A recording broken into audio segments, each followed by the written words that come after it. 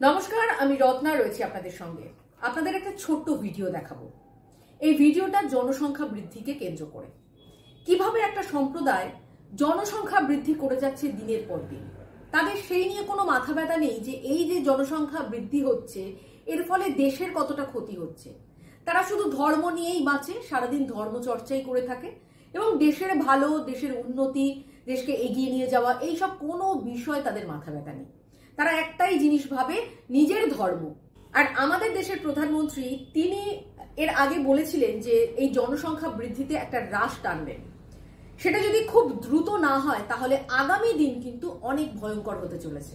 তবে এই জনসংখ্যা বৃদ্ধির চাপ কিন্তু ইন্দিরা গান্ধীর সরকারের সময়ও হয়েছিল, যেটা সেই সময়কার একটা রিপোর্টে উঠে আসে যে 1951 সালে ভারতের জনসংখ্যা ছিল 36.1 কোটি এবং প্রত্যেক বছর সেটা 50 লক্ষ করে বৃদ্ধি পাচ্ছে এবং সেটাই কিন্তু একটা মাথা ব্যথার কারণ হয়ে যায় সরকারের।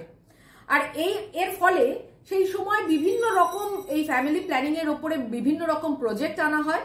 তখন মানুষের উপরে অতটা বাধ্যবাধকতা ছিল না বিষয়টা নিয়ে, সেখানে হালকাভাবে সেগুলোকে লাগু করা হয় এবং মানুষ স্ব ইচ্ছায় এই নির্বীজকরণের প্রক্রিয়াতে অংশগ্রহণ করতেন বা আরো অন্যান্য পদ্ধতি অবলম্বন করতেন। কিন্তু দেখা যাচ্ছে যে 1970 সালের পর এই বিষয়টা কিন্তু অনেকটাই জোর জবরদস্তি করা হয় এবং এতটাই জোর জবরদস্তি করা হয় যেটা কিনা ইন্দিরা গান্ধীর রাজনৈতিক যে কেরিয়ার, সেই কেরিয়ারেও কিন্তু প্রভাব বিস্তার করে এবং তার ফলে ইন্দিরা গান্ধীর সরকারও একসময় পড়ে যায়। আর সেটাতে ইস্যু ছিল এই জনসংখ্যা হ্রাসের অর্থাৎ নির্বীজকরণের প্রক্রিয়া। 1975 সালে এমার্জেন্সি করে এই নির্বীজকরণের প্রক্রিয়াকে সফল করার একটা চেষ্টা ইন্দিরা গান্ধীর সরকার করে এবং সেখানে লক্ষ লক্ষ পুরুষদের ধরে ধরে নির্বীজকরণ করা হয়। আর এই কাজের জন্য ইন্দিরা গান্ধীর ছোট ছেলে সঞ্জয় গান্ধীর কিন্তু ভূমিকা অত্যন্ত গুরুত্বপূর্ণ ছিল। সঞ্জয় গান্ধী সেই সময় সরকারের কোনো পদে না থাকলেও তিনি দলের একটি উচ্চ পদে থাকার জন্য ইন্দিরা গান্ধী তার কথা শুনতে বাধ্য হন এবং তার কথা মতন এই নির্বীজকরণের কাজ তিনি করে যান।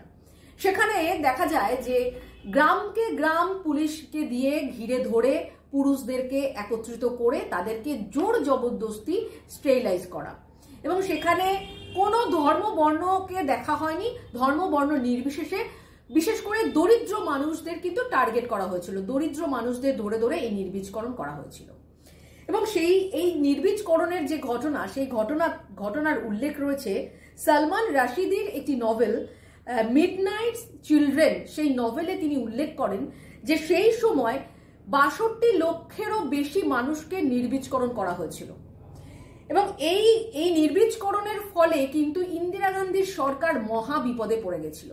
কারণ তাদের যেভাবে জোর করে নির্বীজকরণের যে প্রক্রিয়া ছিল এবং সেই প্রক্রিয়াতে এতটাই উগ্রতা ছিল, সেই সময় সঞ্জয় গান্ধী এতটাই উগ্রভাবে এই প্রক্রিয়াটাকে করেছিল যেটা কিন্তু মানুষ ভালো চোখে নেয়নি। এমনকি সেই সময় ইন্দিরা গান্ধীর সরকার এই বিষয়ে সংবিধানেও সংশোধন আনেন। 1976 সালে সংবিধান সংশোধিত হয়ে কেন্দ্রীয় সরকারকে এই পরিবার নিয়োজিত কার্যক্রমকে চালিয়ে নিয়ে যাওয়ার জন্য অগ্রাধিকার দেয়। আর কেন্দ্রীয় সরকার তৎক্ষণাৎ একেবারে রাজ্য স্তরের নেতাদেরকে এই কাজে ব্যবহার করে এবং তাদেরকে বলা হয় যে ক্যাম্প করতে হবে। তাদেরকে লক্ষ্যমাত্রা স্থির করে দেওয়া হয়েছিল যে প্রতিটা রাজ্যে কতজন করে এই স্টেরিলাইজ করতে হবে, কতজনকে স্টেরিলাইজ করতে হবে, সম্পূর্ণটাই কিন্তু একেবারে দ্রুততার সাথে করার নির্দেশ দেওয়া হয়।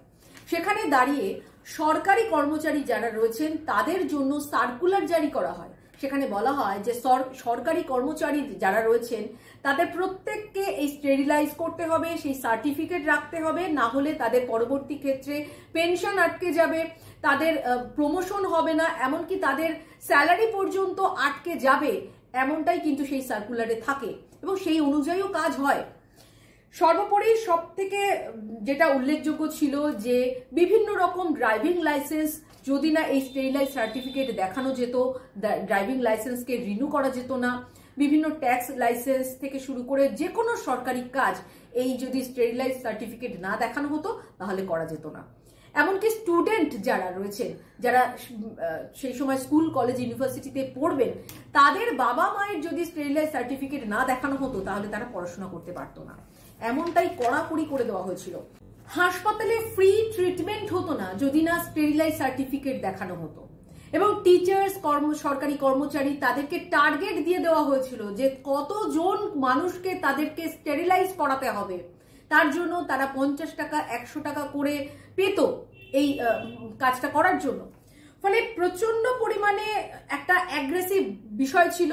এবং কংগ্রেসে জয়েন করতে গেলে তাদের অবশ্যই স্টেরিলাইজ সার্টিফিকেট দেখাতে হবে, এমনটা বলা হয়েছিল। এবং একটি লখনৌয়ের একটি সভাতে সঞ্জয় গান্ধী বলেছিলেন যে যুবক যারা কংগ্রেসে আসতে চায় তাদেরকে লক্ষ্য স্থির করে দেওয়া হবে, লক্ষ্যমাত্রা তাদেরকে পূরণ করতে হবে, যে তারা কতজন মানুষকে স্টেরিলাইজ করবে এবং সেটা দেখিয়ে তবেই কিন্তু তাদের কংগ্রেসে যুক্ত হতে হবে, এমন শর্ত দেওয়া হয়েছিল।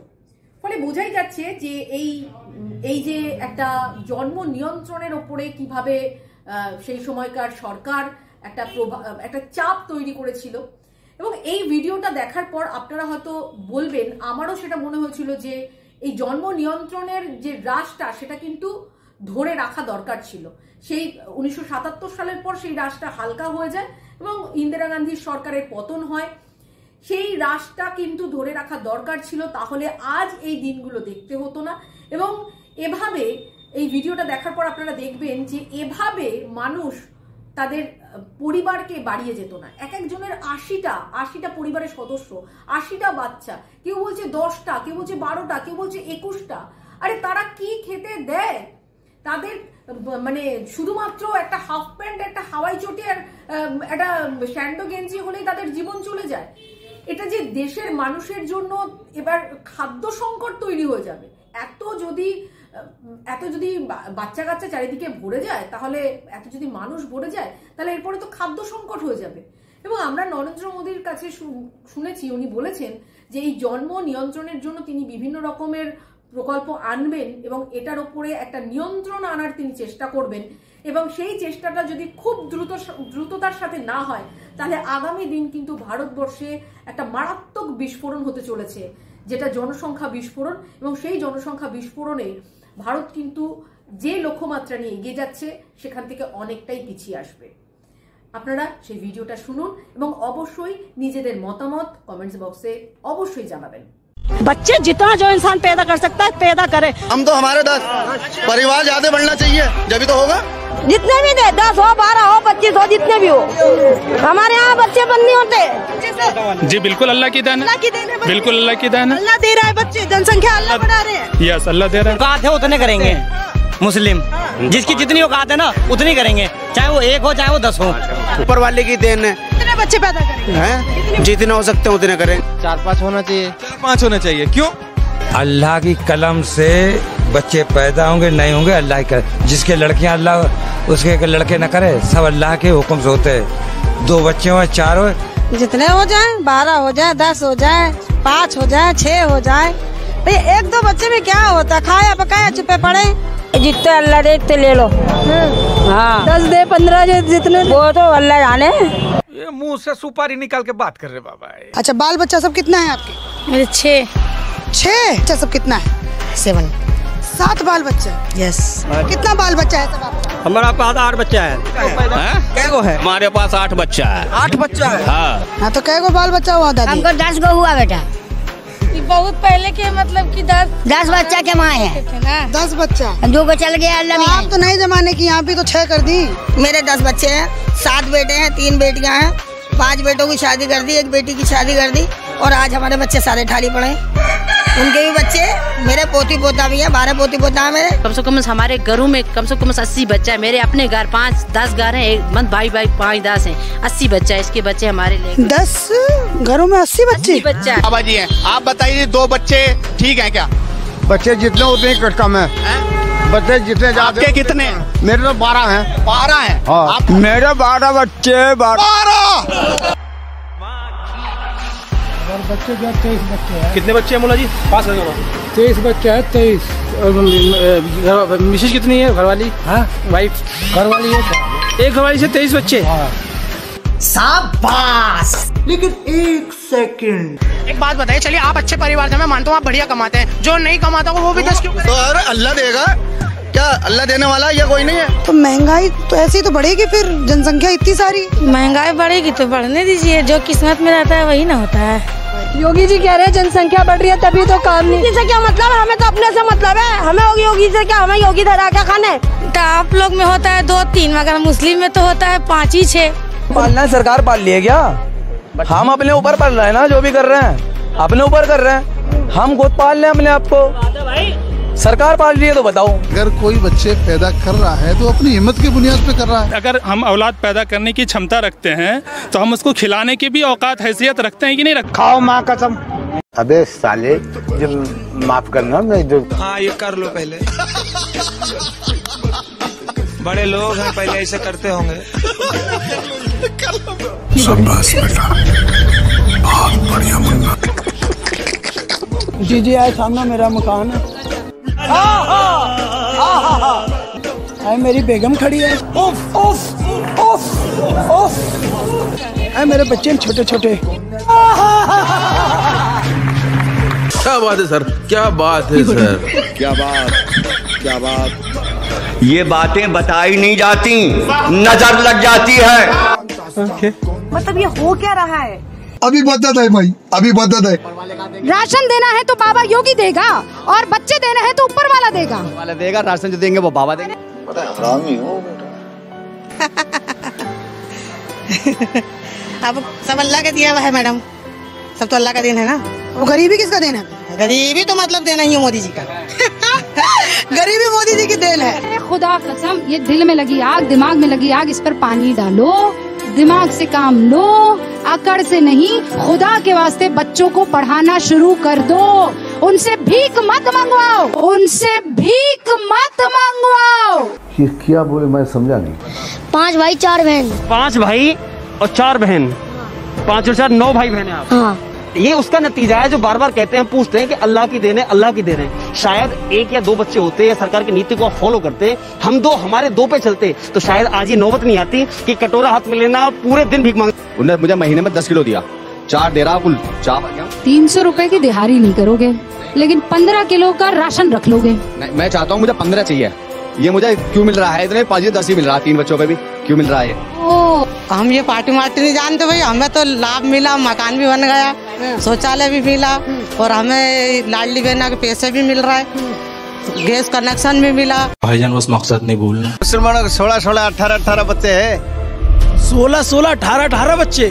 कम से कम 1000 वोट बढ़ाते हैं। हर गांव में 1000-2000 साल में वोट बढ़ते हैं। आपके घर से कुल कितने वोट है? मेरा घर से लगभग 70 वोट है अपना फैमिली में से।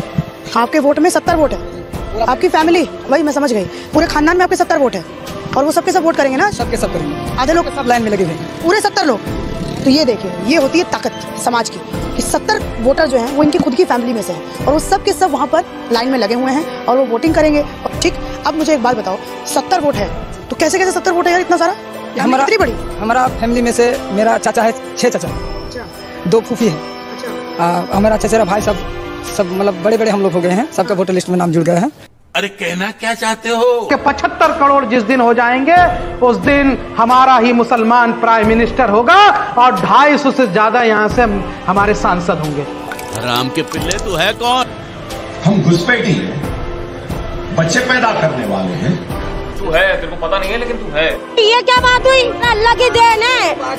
अच्छा, ऐसे हालात में बेहतर यही है कि वक्त रहते इंसान सतर्क होकर अपने जज्बात को काबू में रखकर अपने कदम पीछे हटा ले और अपनी जिंदगी को एक नई दिशा की तरफ मोड़ने की कोशिश करे।